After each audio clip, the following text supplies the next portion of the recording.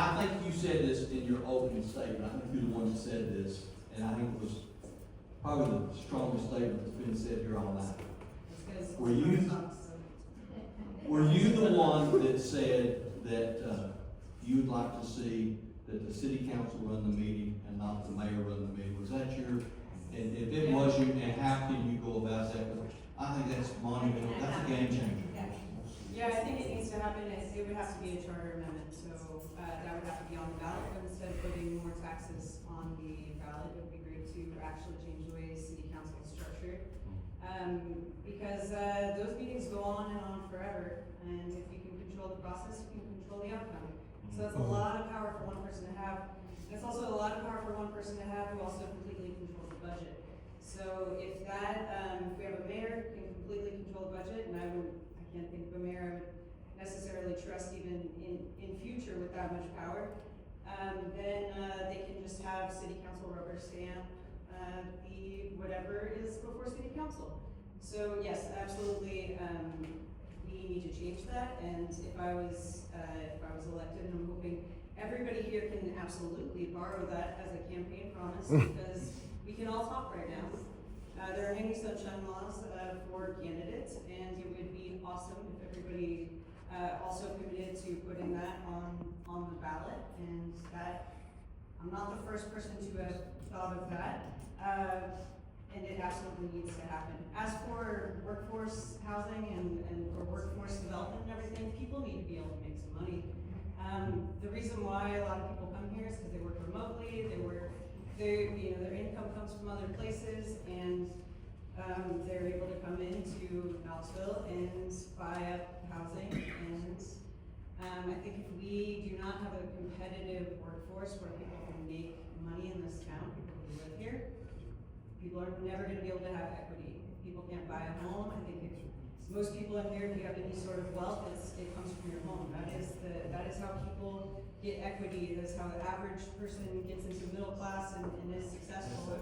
So we need to have more ability for people to make money in this town. I have one question. All of y'all, do y'all attend the city council? No, and I'll tell you why, because it's a waste of time, because they're not following the state procedures. That's why.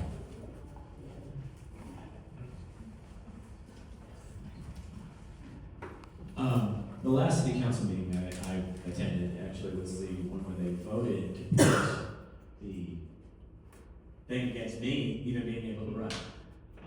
If you guys all remember that, I actually spoke at there because they were putting out conspiracy theories about like, oh, the Republicans colluded to try to disenfranchise the votes of the rest of the city and this and that. And I went up there and spoke.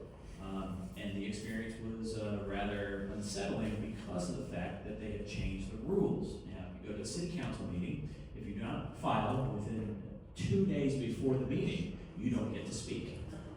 They have changed that. Most of you people probably don't know that, because she just gasped. I mean, it's that terrible.